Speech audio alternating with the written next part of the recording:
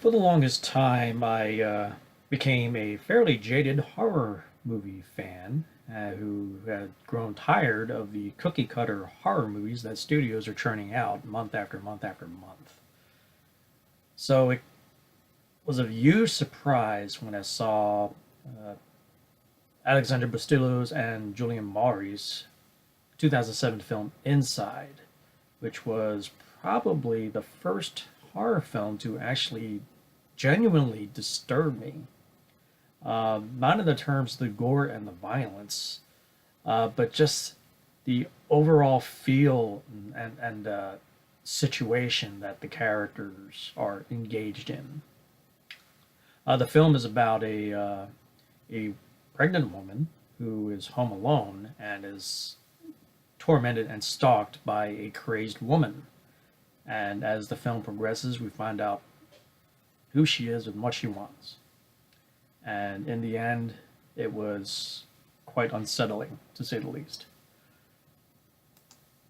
And the film was a French film, subtitles, and it was part of the French New Wave of Horror. So, needless to say, it was just a matter of time before someone decides to remake it into an English language version.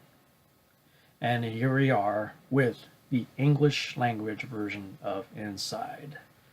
Um, it's structurally, it's more or less the same. I guess using a car metaphor, it's the same body, uh, and some new parts. Uh, Overall, it still runs well, but not as good as the original.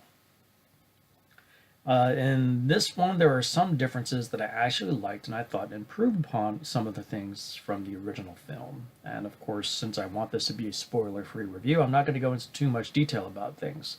One of the little things you'll clearly notice in the trailer is that the character Sarah in the new version, played by incredibly well by Rachel Nichols, actually after the initial car accident in the beginning of the film, suffers hearing loss, and she has to wear a hearing aid. So that was a interesting addition, and it plays out as I anticipated, but it does work pretty well in terms of the story. Now, the character of the woman, played here by Laura Herring, who stalks Sarah in her home, is again, it's the part has the same body, but I mean the car has the same body, but the parts are basically feel used. It's not nowhere near as good and as effective as the original. While Laura Herring is fine as the woman, it's just the overall feel of the character is just not the same as the original.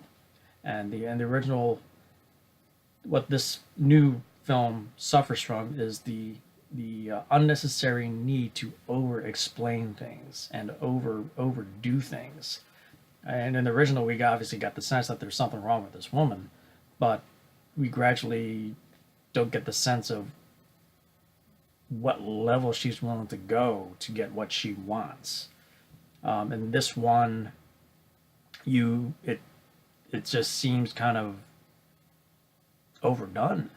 Um, there are a few elements in terms of the victims that I liked, that I thought was better fleshed out than what was done in the original. But then again, it just felt like they needed to amp this thing up for American audiences, English speaking audiences, so that it holds some weight and interest. It's as though they felt that the original was just too much talk and not enough action and blood, which in my eyes there was enough of all three. But this one, it just felt like they were over explaining things, and it really hampered the film, especially in the third act, where the need to go into the motivations of the woman kind of derails the film in many ways, because it just shells out a lot of unnecessary exposition that is being hidden within these scenes taking place in the third act. But it lost that claustrophobic feel of the original because of what they did in the new version. And as a result, it loses its overall impact that the original had. I mean, even if this, like, if they even pulled a Haneke and did this as a straight up remake of the original, I think it might have still been just as effective as the original if they did it almost like Psycho, like Van Zandt did with Psycho, just do it as almost a shot for shot and beat for beat remake, and it might have worked.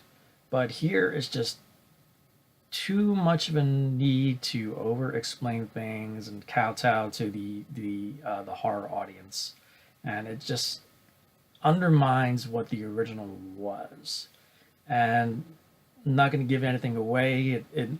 How this new one ends really leaves a lot to be desired when compared to the original, if you've seen the original. So I would have to give Inside, the 2018 edition, 2.5 stars out of 5. I mean, it was a palatable remake. I mean, it's clearly out of the same league as the original film, but I highly recommend checking out the original film and first, and then if you want to, check out the remake to see what they've done. It will be unfortunate if the remake is the first version you see, because you may not be interested in seeing what they did in the original. But I think the original, even in that case, I still think the original will have the same impact as first viewings as I had when I saw it. So Inside 2018, 2.5 stars out of 5. So if you like this Crossing the Streams review, please comment below. Have you seen the original Inside? What are your thoughts of that film? And have you seen the remake? And what are your thoughts of that film? What other films have you seen from the French new wave of horror?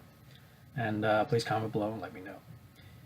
If you haven't already, please subscribe to this channel so you can be notified when I put up new content on my Crossing the Streams, retro film reviews, and new reviews, and trailer reactions. And be sure to hit that bell button to be notified when I do so.